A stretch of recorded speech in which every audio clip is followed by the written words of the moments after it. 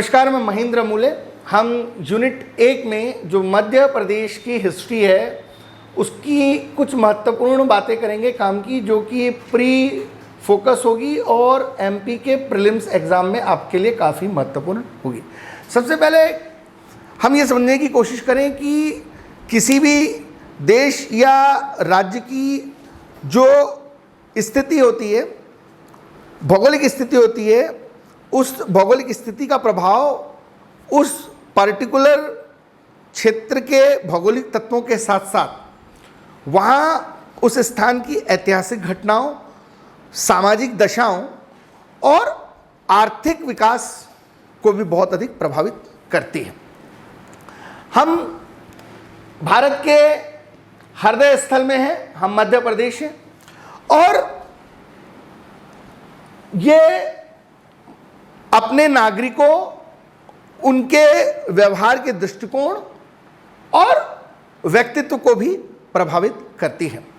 भौगोलिक दृष्टिकोण से देखें तो देश के केंद्र में मध्य प्रदेश स्थित है और वास्तव में मध्य प्रदेश भारत का हृदय स्थल माना गया है और केंद्रीय स्थिति होने के कारण इस क्षेत्र पर सभी ऐतिहासिक धाराओं जो कि स्वाभाविक रूप से अपने स्पष्ट पद चिन्ह यहां पर छोड़ गए हैं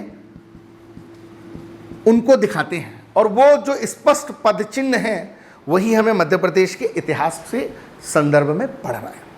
मैंने कहा कि कोई भी देश काल या परिस्थिति की प्राथमिकता वो होती है जो तत्कालीन सामाजिक चिंतन की अनिवार्यताएं होती है और हमारे राज्य की भौगोलिक स्थिति का प्रभाव उसके भौगोलिक तत्वों के साथ साथ ऐतिहासिक घटनाओं, सामाजिक दशाओं और आर्थिक विकास पर भी पड़ा है और अभी भी पड़ रहा है।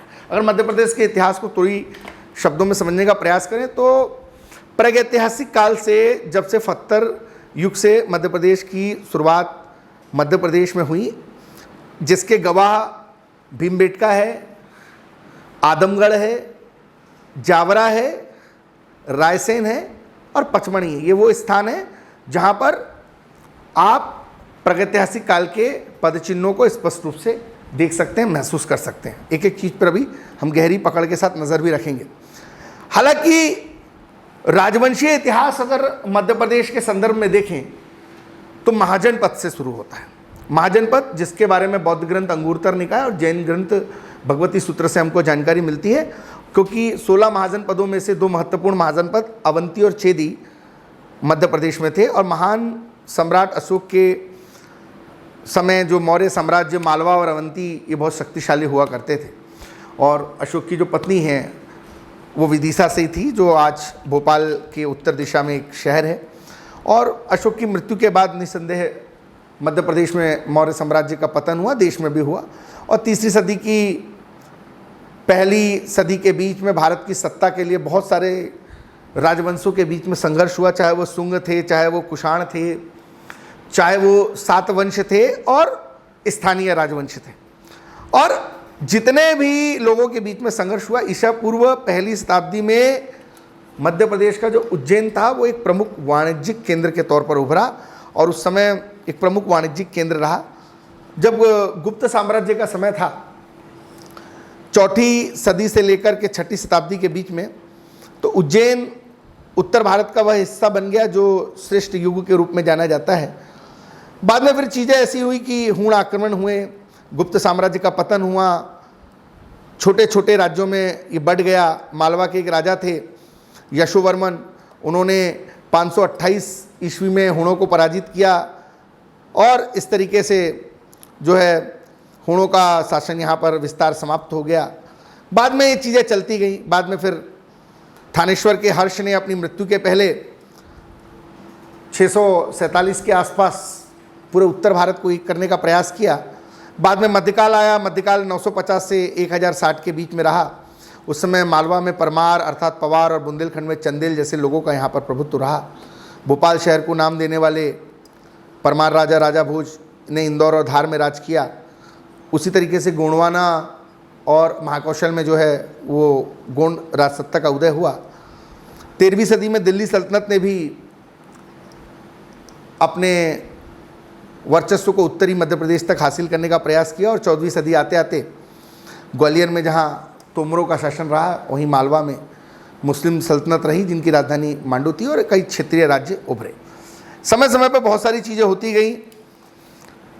1156 से लेकर 1605 की अवधि में मुगल साम्राज्य मध्य प्रदेश में आया और यहाँ पर उन्होंने गोंडवाना और महाकौशल जैसे राज्यों में अपना वर्चस्व स्थापित किया। और देखें तो मध्य प्रदेश के इतिहास को हम इस संदर्भ में 1947 तक समझ सकते हैं। लेकिन हमारे जो काम की चीज़ें हैं, हम प्रीलिम्स के दृष्टिकोण से उन्हीं पे फोकस करें तो आपके लिए और हमारे लिए बेहतर होगा। हमने एक रूपरेखा बनाने का प्रयास किया कि मध्य प्रदेश का इतिहास किस संदर्भ में रहा है और मध्य प्रदेश की जो भौगोलिक परिस्थिति है वो किस संदर्भ में चिन्हित है। तो शुरुआत अगर हम करें यूनिट 1 की, तो यूनिट 1 में जो मध्य प्रदेश की हिस्ट्री हम पढ़ने जा रहे हैं, मैंने बताया कि स्पष्ट पदचिन्ह संकेत करते हैं मध्य प्रदेश के इतिहास को। हम प्रारंभ अगर देखें तो पाषाण युग या स्टोन युग से मान सकते हैं और मध्य प्रदेश में जो पाषाण युग है या फत्तर युग है, इससे हम मध्य प्रदेश के इतिहास की शुरुआत करते हैं। और मध्य प्रदेश के इतिहास का आरंभ इसी पाषाण काल से होता है। मानव सभ्यता के विकास में पाषाणों का अर्थात फत्तरों का विशेष महत्व रहा है। फत्तर से मनुष्य ने सबसे पहले भोजन इकट्ठे किए, एकत्रित किए, परिधान प्राप्त किए, आवास बनाए और पाषाण ने मनुष्य को कलाकार बनाया, कलाकार से फिर आविष्कारक बना दिया। इन्हीं कारणों से कहा भी जाता है कि मानव का जीवन पाषाण स्रोतों से दूर असंभव था और मनुष्य आज जो कुछ भी है वो इन्हीं पाषाण संस्कृति की वजह से है। अगर हम मध्य प्रदेश में पाषाण काल को देखें तो मध्य प्रदेश में पाषाण काल 3 तरीके का है। पहला है पैलोलिथिटिक। पैलोलिथिटिक मतलब पूरा पाषाण, पूरा पाषाण। पैलोलिथिटिक मतलब पूरा पाषाण, जो बहुत महत्वपूर्ण है। लगभग आज से 20 लाख ईसा पूर्व से 9000 के आसपास, मतलब 20 लाख ईसा पूर्व से 9000, 20 लाख ईसा पूर्व से 9000 ईसा पूर्व के बीच का समय, आज से 20 लाख से 9000 साल ईसा पूर्व के बीच का समय, ये पैलोलिथिटिक है। पैलोलिथिटिक मतलब पूरा पाषाण काल है। उसके बाद है मध्य पाषाण काल। मध्य पाषाण काल मतलब मेसोलियोथिटिक। मध्य पाषाण मतलब मेसोलियोथिटिक, ये मध्य पाषाण वाला काल है जो मध्य प्रदेश के अंदर मेसोलियोथिटिक के नाम से जाना जाता है। और 9000 से लेकर के 4000, 9000 से लेकर के 4000 ईसा पूर्व के बीच का जो समय है। और तीसरा है वो नियोलिथिटिक है, जो 4000 से लेकर 2000 साल पहले है, अर्थात नवपाषाण काल। नियोलिथिटिक मतलब नवपाषाण काल, ये 4000 से लेकर के 2000 ईसा पूर्व, 4000 से लेकर के 2000 ईसा पूर्व वाला समय। तो मध्य प्रदेश के ये प्रमुख स्थल मैंने आपको पाषाण काल में बताया। और मैंने आपको बताया कि आदि मानव का जीवन पाषाण स्रोतों से दूर असंभव था और मध्य प्रदेश का पाषाण काल को भी हम इसी संदर्भ में समझ सकते हैं। सबसे पहले बात करते हैं पूरा पाषाण की। मनुष्य ने यहाँ पर खाद्यान्न संग्रह किया, पशुओं का शिकार किया, जीवन यापन करा और उसके निवास के जो हमको प्रमाण मिलते हैं वो पैलाश्रयों से मिलते हैं और पैलाश्रयों से मिलते हैं। और इसके औजार हथियार बहुत ज़्यादा मॉडिफाइड भी नहीं थे, ना परिष्कृत थे, ना तीक्ष्ण थे। और मनुष्य का जुन पूर्णतः जो था इस पूरा पाषाण काल के समय में वो प्रकृति पर निर्भर था। अच्छा था, तब मनुष्य प्रकृति को नुकसान नहीं पहुंचाता था। मनुष्य का जीवन पूर्णतः प्रकृति पर निर्भर था, नेचर पर निर्भर था, नियतिवाद के दायरे में था, खाद्यान्न का संग्रह करता था, जीवन यापन करता था। निवास के जो प्रमाण इसके मिलते हैं वो पैलाश्रयों से मिले हैं। हालांकि इसके जो औजार थे, जो हथियार थे, वो बहुत ज़्यादा तीक्ष्ण नहीं थे, बहुत मॉडिफाइड नहीं थे, बहुत परिष्कृत नहीं थे। लेकिन यहाँ पे एक क्रांतिकारी उपलब्धि हुई इस समय में। मनुष्य ने आज से 20 लाख साल से 9000 साल पुराने समय में मध्य प्रदेश में हो, चाहे लेवल ऑफ इंडियन कंटेंट में समझने की कोशिश करें, यहाँ पर मनुष्य की जो सबसे बड़ी क्रांतिकारी उपलब्धि रही वो मनुष्य ने यहाँ पर आग का आविष्कार किया। मनुष्य ने यहाँ पर इस समय पर आग का आविष्कार किया और अग्नि की खोज करी। इस काल में मनुष्य के अवशेष नर्मदा नदी घाटी, लूनी नदी घाटी, चंबल नदी घाटी, बेन नदी घाटी, इस प्रकार की जो पुरातात्विक बस्तियां थी वहाँ से प्राप्त हुए। मनुष्य के जो अवशेष हैं, ये जितनी भी यहाँ पर घाटी है, नर्मदा घाटी, चंबल घाटी, बेन घाटी, है ना, जितनी भी नदी घाटी, लूनी घाटी, है ना, जितनी भी नदी घाटियाँ हैं वहाँ पर मनुष्य के अवशेष मिले, उनके बारे में जानकारियाँ मिली, है ना। भोपाल के स्थित जो भीमबेटका है वहाँ पे बहुत सारी कलाकृतियाँ, बहुत सारे शैलाश्रय मिलते हैं, और वो शैलाश्रय मिलते हैं, इससे ज्ञात होता है कि वो शैलाश्रयों का प्रयोग वहाँ स्थायी निवास के लिए वहाँ के लोग करते थे, और सबसे इम्पोर्टेंट स्थलों के तौर पर इसे जाना जाता है। हालांकि पुरापाषाण में 3 स्थल बहुत इंपॉर्टेंट है, पॉइंट बना के यहाँ पे समझेंगे, लिखेंगे। भीमबेटका, आदमगढ़ और हथनोरा, है ना। पहला जो स्थल है वो है भीमबेटका, भीमबेटका, भीमबेटका, है ना, हथनोरा, हथनोरा, भीमबेटका, भीमबेटका, हथनोरा और आदमगढ़, और आदमगढ़, है ना। मैं बार बार कह रहा हूँ, हम मध्य प्रदेश के हिस्ट्री में बिल्कुल इनिशियली 0 से इन्फिनिटी की तरफ जाएंगे। पूरा मध्य प्रदेश की हिस्ट्री, मध्य प्रदेश की ज्योग्राफी, मध्य प्रदेश की इकोनॉमी, मध्य प्रदेश की पॉलिटी, ये 40 दिन में हम कोशिश करेंगे कंप्लीटली बिल्कुल अच्छे से हो जाए आपका। और इस तरीके से जीएस में science, geography, history, polity, economy भी आपका 40-50 दिन में हो जाए। और ये करंट अफेयर्स, स्पोर्ट्स के अलावा जो इन्फॉर्मेशन टेक्नोलॉजी, कम्युनिकेशन टेक्नोलॉजी और आयोग वाली यूनिट है वो भी बहुत अच्छे से आपको यहाँ कंप्लीट कराएं। तो मैं अपनी चर्चा को फिर वापस लाता हूँ टॉपिक पे कि जो भीमबेटका, आदमगढ़ और हथनोरा जैसे स्थल हैं ये पूरा पाषाण काल की हैं। इसमें हम बात करें अगर सबसे पहले भीमबेटका की, तो मध्य प्रदेश के रायसेन में है, ये आवासीय पूरा स्थल है, और 57-58 में विष्णु श्रीधर वाकटकर ने इसकी खोज की थी, है ना। 57-58 में विष्णु वाकटकर जी ने इसकी खोज की थी। अभी उनका जन्म शताब्दी वर्ष भी मनाया गया, इम्पोर्टेंट है। और ये सबसे पुराने शिलाश्रय यहाँ पर हैं, और मानव निर्मित गुफाएं हैं, है ना, मानव के द्वारा निर्मित की गई गुफाएं हैं, उन्हीं को शिलाश्रय कहा जाता है। बहुत सारे शिल्प उपकरण यहाँ पर मिले, और भारतीय पुरातत्व सर्वेक्षण विभाग ने 1990 में इसको राष्ट्रीय महत्व का स्थल घोषित किया। और 90 में जब ये राष्ट्रीय महत्व का स्थल घोषित हुआ तो 2003 में इसे विश्व विरासत सूची में शामिल किया गया। जैसे अभी विश्व विरासत सूची में हाल ही में जो है बैरा घाट को भी चिन्हित किया गया है, और 2003 में जो भीमबेटका है वो विश्व विरासत सूची यूनेस्को का शामिल किया गया, और इसमें यूनेस्को के द्वारा कुछ फंडिंग भी की जाती है फॉर द डेवलपमेंट। दूसरे नंबर पर भीमबेटका के बाद हथनोरा है, जो नर्मदा नदी के निकट पर है। वहाँ पर एक मनुष्य की, मानव की खोपड़ी या जीवाश्म मिला 1982 में हथनोरा में, अरुण सोनकिया के द्वारा, और अरुण सोनकिया के द्वारा ये मिला। और ये जो अरुण सोनकिया के द्वारा हथनोरा में नर्मदा नदी के तट पर एक मानव की खोपड़ी या जीवाश्म मिला 1982 में। ये वर्तमान में ये हथनोरा मध्य प्रदेश के होशंगाबाद में है, वर्तमान में मध्य प्रदेश के होशंगाबाद में है। कई बार पुरातात्विक स्थलों को जोड़ी बनाने में दे देता है। इसी तरीके से हम बात करेंगे अब हथनोरा और भीमबेटका के बाद आदमगढ़ की। आदमगढ़ भी मध्य प्रदेश के होशंगाबाद में है, नर्मदा नदी के तट पर है। यहाँ पर भी बहुत सारी आदमगढ़ की पहाड़ियाँ बनी हुई हैं। पुरापाषाण काल की कुछ पहाड़ियाँ हैं, कुछ मध्यपाषाण काल की है। जैसे कुछ यहाँ शैलाश्रयों में पशु हैं, बैल हैं, हाथी है, घोड़ा है, गाय है, जिराफ है, हिरण है ना। कुछ मानव कृतियाँ, मानव की आकृतियाँ हैं, कुछ नर्तक, कुछ वादक, कुछ गजारोही, कुछ अश्वरोही, है ना। कुछ टोटीदार पात्र हैं जिनको चिन्हित किया गया है पत्थरों के ऊपर, जो आदमगढ़ के इतिहास को भी बताता। हमने एक टेस्ट पेपर में आपको क्वेश्चन भी दिया था, आदमगढ़ कहाँ पर स्थित है, किस नदी के किनारे स्थित है, उसका आंसर था नर्मदा नदी, है ना। टेस्ट के सारे पेपर को आप देखेंगे तो नीचे एक क्वेश्चन भी बन सकता है कि निम्नलिखित में से कौन पुरापाषाण कालीन नहीं शहर संबंधित है। तो मैंने बार बार कहा कि इतिहास की स्मृति चिन्हों को, पद चिन्हों को मेमोराइज कराने वाले स्थल हैं। आदमगढ़, हथनोरा और भीमबेटका जैसे स्थल मध्य प्रदेश के पुरातात्विक इतिहास के स्मृति के प्रमाण हैं, पद चिन्ह हैं, जिनका को रिलेशन या रिलेशन कहीं ना कहीं मध्य प्रदेश के इतिहास से रहा। अब दूसरी महत्वपूर्ण बात पर चर्चा करेंगे हम, मध्यपाषाण काल। मध्यपाषाण काल में थोड़ा जीवन मनुष्य का सुधरने लगा, अपेक्षाकृत अधिक स्थायित्व आ गया, शिलाश्रयों से उभार आया। और मध्यपाषाण काल, जैसे कि बताया कि पुरापाषाण काल 2 लाख से 9,000 साल पुराना था, मध्यपाषाण 9,000 से 4,000 था, और जो निम्न पाषाण था वो 4,000 से 2,000 था।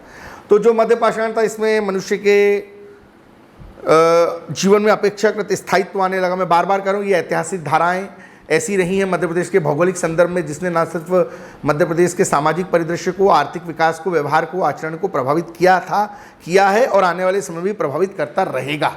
तो मनुष्य का जो जीवन अपेक्षाकृत स्टेबिलिटी की तरफ आया वो यहीं से आया, और मनुष्य का जब संचरण होने लगा, एक जगह से दूसरी जगह जाने लगा, तो उसी से विस्तार हुआ। बहुत सारे नवीन क्षेत्रों में डेवलपमेंट आया। अब इस काल में मनुष्य जो है पशुपालक बन गया। अभी तक वो सिर्फ खाना बनाता था, फल फूल एकत्रित करता था, आग जला के खा जाता था, लेकिन पशुपालक बन गया। वो एनिमल हस्बेंड्री की तरफ जाने लगा। उसके जितने भी शिकार के तरीके थे, आखेट के तरीके थे, उसमें सुधार आया। उसके जो औजार थे वो पहले परिष्कृत नहीं थे, पहले तीक्ष्ण नहीं थे, पहले मॉडिफाइड नहीं थे। पूरा पाषाण काल में जो उसके औजार थे, जो हथियार थे, उनके अंदर पैनापन आया, उनके नुकीले हो गए हथियार, उनके औजारों में पैनापन आया, और वो गतिमान पशुओं का भी शिकार करने लगे। पहले खड़े खड़े किसी पशुओं को मारते थे, अब उनके औजार पहने हो गए, उनके औजारों में पैनापन आ गया, तीक्ष्णता आ गई, परिष्कृत हो गया, तो गतिमान पशुओं पर भी शिकार करने लगे। नुकीले हथियार के प्रमाण यहाँ पर मिलते हैं। बहुत मध्य प्रदेश के स्थल है जहाँ तिकोने धार वाले हथियार मिले हैं, जैसे पचमणी में मिला है ना, पचमणी है, लिखेंगे आप प्लेसेस के नाम, पचमणी है, भीमबेटका है, आदमगढ़ है, पचमणी भीमबेटका, पचमणी भीमबेटका आदमगढ़, है ना। कुछ स्थल तो आप यहीं से लिख लेंगे, है ना। पचमणी में इस प्रकार के नुकीले हथियार मिले हैं, आदमगढ़ में इस प्रकार के नुकीले हथियार मिले हैं, है ना। पचमणी में, आदमगढ़ में, इसके अलावा भीमबेटका में इस प्रकार के नुकीले हथियार मिले जो गतिमान पशुओं को मारने में मदद करते थे। जबलपुर है, सागर है, मंदसौर है ना। जबलपुर है, इसके अलावा सागर है, इसके अलावा मंदसौर है ना, सीधी है ना। ऐसे बहुत सारे स्थल हैं। पूर्व और पश्चिमी निमाड़ है, पूर्व पश्चिमी निमाड़ है। इसके अलावा शहडोल, दमोह, शहडोल, दमोह, सिवनी, है ना, शहडोल, दमोह, सिवनी, मंडला, मंडला, हाँ, छिंदवाड़ा, छिंदवाड़ा, उज्जैन, गुना, उज्जैन, गुना, होशंगाबाद, विदिशा, ये मध्य पाषाणी औजार यहाँ से मिले। लेकिन मुख्य तौर पर जो 3 स्थल आते हैं उनके नाम यहाँ लिखें। नंबर 1 पे लिखेंगे आप पचमणी। पचमणी मध्य पाषाण युग का सबसे महत्वपूर्ण स्थल है, होशंगाबाद जिले में है। और यहाँ पर जो 2 प्रसिद्ध शैलाश्रय हैं उनके नाम याद रखेंगे, जम्बू द्वीप और डोरोथी द्वीप। जम्बू द्वीप और डोरोथी द्वीप, जम्बू द्वीप, जम्बू द्वीप और डोरोथो द्वीप, डोरोथो द्वीप, ये 2 बहुत महत्वपूर्ण, इसको स्टार बना लें इस बार के लिए, इंपॉर्टेंट है। पचमणी मध्य प्रदेश के होशंगाबाद में है। अभी इको सेंसिटिव एरिया भी घोषित किया है सरकार के द्वारा इसे। तो प्रसिद्ध शैलाश्रय यहाँ पर मिले, एक जम्बू द्वीप और एक डोरोथो द्वीप, दोनों इंपॉर्टेंट है। अब जानते हैं यहाँ पर धूपगढ़ है, 1350 मीटर पर है, वो ठीक है, वो आपको पता है, लेकिन आपको ये भी पता होना बहुत ज़रूरी है। फिर आदमगढ़, आदमगढ़ के बारे में हम पूरा पाषाण में पढ़ चुके हैं, तो वही सब बातें हैं। और भीमबेटका के बारे में भी हम पूरा पाषाण में पढ़ चुके हैं, वही सब बातें हैं, ठीक है। तो ये पचमणी यहाँ पर इंक्लूड हो गया, बाकी आदमगढ़ और भीमबेटका सेम, ठीक है ना। बाकी छोटे छोटे शहर हैं, सब याद रखने की जरूरत नहीं। मध्य पाषाण से रिलेटेड जो शहर है वो पचमणी। अब नव पाषाण पे जाइए, है ना। पूरा पाषाण हो गया 2 लाख से 9000, मध्य पाषाण हो गया 9000 से 4000, और नव पाषाण 4000 से 2000। नव पाषाण में कृषि से के प्राचीनतम साक्ष्य मिले। नव पाषाण में कृषि के प्राचीनतम साक्ष्य मिले, मॉडिफाइड तरीके से, 0 से पढ़ना ज़रूरी है, इसलिए हम यहाँ से पढ़ा रहे हैं, है ना। तो प्राचीनतम साक्ष्य मिले, कच्चे घर के साक्ष्य मिले, कच्चे घर होते थे इसके साक्ष्य मिले, है ना। खासतौर से यहाँ पे 3 चीज़ों के बारे में आप जरूर लिखें, गेहूँ, जौ और कपास, ये 3 चीज़ों की जानकारी थी यहाँ पे लोगों को। गेहूँ, जौ और कपास। मध्य प्रदेश के अंदर जो नव पाषाण का समय था उसमें गेहूं की जानकारी थी, चावल की नहीं थी भाई, जौ की थी और कपास की थी। ये तीनों को याद रखेंगे आप, गेहूं, जौ और कपास, ये तीनों के साक्ष्य मिलते हैं जो नव पाषाण युग के लोग रहते थे। कच्चे घरों में रहते थे, कृषि के प्राचीनतम साक्ष्य यहाँ से प्राप्त हुए हैं, विशेष तौर पर गेहूं, जौ और कपास, इसको स्टार बना लीजिए। नवपाषाण काल की खास बात, खाद्य उत्पादन का आविष्कार हुआ है, फूड प्रोडक्शन हुआ। पशु के उपयोग की जानकारी मिलती है, पशु के उपयोग की जानकारी मिलती है। स्थिर ग्राम में जीवन था, स्थिर ग्राम जीवन था यहाँ का। मिट्टी के बर्तन या मृदभांड थे, मिट्टी के बर्तन या मृदभांड थे। पहिए का आविष्कार हुआ, पहिए का आविष्कार हुआ, पहिए का आविष्कार हुआ, पहिए का आविष्कार हुआ, पहिए का आविष्कार हुआ। और कुछ नवपाषाण औजार भी यहाँ पर देखने को मिले हैं, उनके जगहों के नाम लिखेंगे आप। एरण में मिले हैं, एरण, होशंगाबाद, जबलपुर, और हाल ही में लिखेंगे, हाल ही में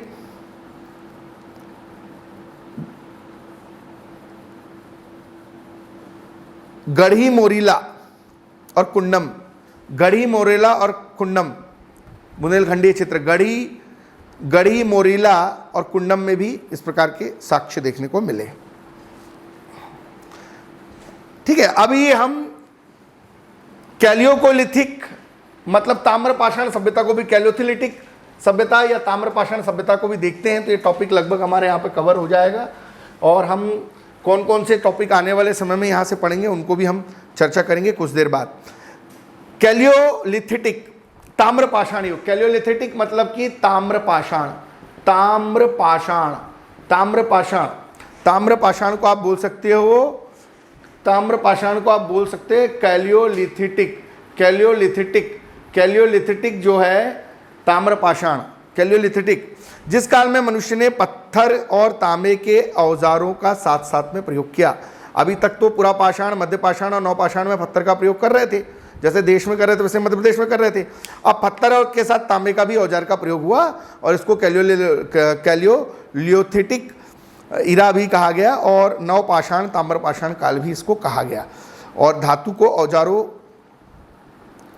में प्रयुक्त किया जाने लगा और सबसे पहले तांबे का प्रयोग किया गया, मतलब लगभग 5000 ईसा पूर्व में, 5000 ईसा पूर्व में तांबे का प्रयोग किया गया। और पहली बार ग्रामीण बस्ती की स्थापना इसी समय हुई, ताम्रपाषाण युग में ग्रामीण बस्ती की स्थापना हुई। इस समय के लोग लेखन कला नहीं जानते थे और ना ही नगरों में रहते थे, लेखन कला नहीं जानते थे, ना ही नगरों में रहते थे।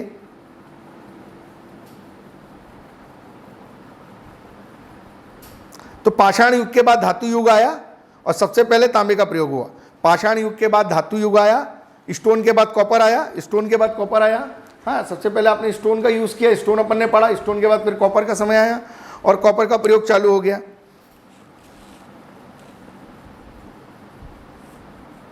कुछ समय बाद अति कठिन कार्यों में तांबे का अधिक उपयोग नहीं था, अतः फिर मनुष्य ने आवश्यकता की पूर्ति को ध्यान में रखकर भी कांसे का प्रयोग किया और आने वाला जो समय है वो कांसे का युग आया, कांसे का युग आया। तांबे के बाद फिर कांसे का युग आया और फिर जैसे जैसे कांसे का युग आया तो कांसे और तांबे का ज्वाइंट यूज भी किया जाने लगा और देखते ही देखते फिर उसके बाद आयरन युग आ गया, लोह युग आ गया, लोह ताम्र युग आ गया, फिर लोहे का युग आ गया, फिर देखते ही देखते फिर लोहे का युग आ गया। मतलब शुरुआत पत्थर से हुई, पत्थर के बाद कॉपर आया, कॉपर बोले तो तांबा, तांबे के बाद कांसा आया, कांसे के बाद आयरन आया। मध्य प्रदेश में ताम्रपाषाण पढ़ना हमको ये याद रखना है। तो मध्य प्रदेश में जो ताम्रपाषाण संस्कृति है वो 3 प्रकार की है, तीनों को समझना है कुछ काम की जगह। ताम्रपाषाण, सबसे पहले मालवा संस्कृति, मालवा संस्कृति, ताम्रपाषाण संस्कृति। अगर ग्लोबल इंडियन कंटेंट में समझने की कोशिश करें तो ताम्रपाषाण बस्तियां 3 जगह थी, ताम्रपाषाण बस्तियां 3 जगह थी अगर मध्य प्रदेश के अलावा पूरे भारत के संदर्भ में समझे तो सबसे पहले राजस्थान वाला जो एरिया था वो आहार संस्कृति का था, आहार। इधर जो साउथ में जो था वो जॉर्वे संस्कृति थी और ये वाली जो संस्कृति थी वो मालवा संस्कृति थी, है ना। ये 1400 से लेकर के 2000 था, ये 700 से लेकर के 1400 था और ये जो था ये 700 से लेकर के जो है ये 2000 था। हमारे काम की जो है वो मालवा संस्कृति है। तो मालवा संस्कृति ताम्रपाषाण संस्कृति थी, यहाँ पर मृदभांड थे और ताम्रपाषाण मृदभांड सबसे उत्तम माना जाता था। ताम्रपाषाण जो मृदभांड है सबसे उत्कृष्ट दर्जे का माना जाता था। इसके अलावा एक नावदा टोली करके जगह है जिसकी उत्खनन HD सांकलिया ने किया है। नावदा टोली है, इसी से रिलेटेड है नावदा टोली।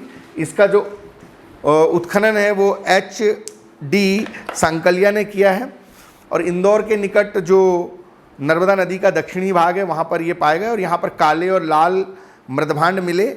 इनको मालवा मृदभांड भी कहा जाता है, काले और लाल मृदभांड मिले, इनको मालवा मृदभांड भी कहा जाता है। यहाँ पे कुछ कतई बुनाई और चरखे की तकलियाँ भी मिली, कतई बुनाई और चरखे की तकलियाँ भी मिली। नावदा टोली ताम्रपाषाण संस्कृति संबंधित कतई बुनाई और चरखे की कुछ तकलियाँ भी प्राप्त हुई। इसके अलावा एक और संस्कृति यहाँ पर है, वो है कायथा। ये उज्जैन से रिलेटेड है। कायथा ये सब मालवा संस्कृति का भाग है। मालवा संस्कृति का पहला भाग नावदा टोली, दूसरा कायथा। कायथा उज्जैन में है, चंबल नदी की जो सहायक नदी है काली सिंध, उसके किनारे में है। कई बार पूछता है कायथा किस नदी पर है, ये काली सिंध पर है, उज्जैन में है। इसका उत्खनन जो है वो विष्णु श्रीधर वाकटकर के द्वारा किया गया, विष्णु श्रीधर वाकटकर के द्वारा किया गया। और इसमें तांबे और मिट्टी के जो पशु हैं उनकी करीब आकृतियाँ मिली यहाँ पे, और 2 कुल्हाड़ियाँ मिली, और लाल और काले कलर के मृतभांड मिले। इसके अलावा एरण बहुत इंपॉर्टेंट है, सागर में ये सब मालवा संस्कृति का भाग है। जब हम इंडियन हिस्ट्री पढ़ेंगे तो उसमें हम आहार संस्कृति को और जारवे संस्कृति को बताएंगे। अभी क्योंकि मध्य प्रदेश की ताम्रपाषाण बस्तियाँ पढ़ रहे हैं तो हम वही चीज़ें पढ़े जो काम किए। एरण मध्य प्रदेश के सागर में बहुत इंपॉर्टेंट है। ताम्रपाषाण काल में यहाँ पर गेहूँ की खेती के प्रमाण मिले। सबसे पहले गेहूँ की खेती के प्रमाण मिले यहाँ पे लाल काले मृतभांड मिले, झोपड़ी नुमा मिट्टी के तांबे और पत्थर के औजार मिले, मिट्टी के घर मिले, झोपड़ी नुमा बहुत सारी चीज़ें मिली। लेकिन गेहूं के सबसे पहले खेती का जो साक्ष्य है वो यहीं पर मिला। एरण जोड़ी बनाने में आता है। इसके बाद है बेशनगर। बेशनगर विदिशा में, बेसनगर विदिशा में, बेसनगर विदिशा ताम्रपाषाण संस्कृति का साक्ष्य मिला। और इसके अलावा डांगवाला, ये उज्जैन में है, बहुत इंपॉर्टेंट है। डांगवाला कई बार डायरेक्ट क्वेश्चन आ जाते हैं, डांगवाला कहाँ है, ये उज्जैन में है। डांगवाला उज्जैन में है। काले मृतभांड मिले, तांबे और पत्थर की मूर्तियाँ मिली, बहुत सारे औजार मिले। डांगवाला बहुत इंपॉर्टेंट। तो मालवा संस्कृति में 5 चीज़ें याद रखेंगे। नावदा टोली इंदौर के पास है, कायथा उज्जैन में है, एरण सागर में, बेसनगर विदिशा, डांगवाला उज्जैन में है। तो ये पूरी ताम्रपाषाण संस्कृति है जो बहुत ही महत्वपूर्ण है और आपको याद रखना चाहिए। ठीक है।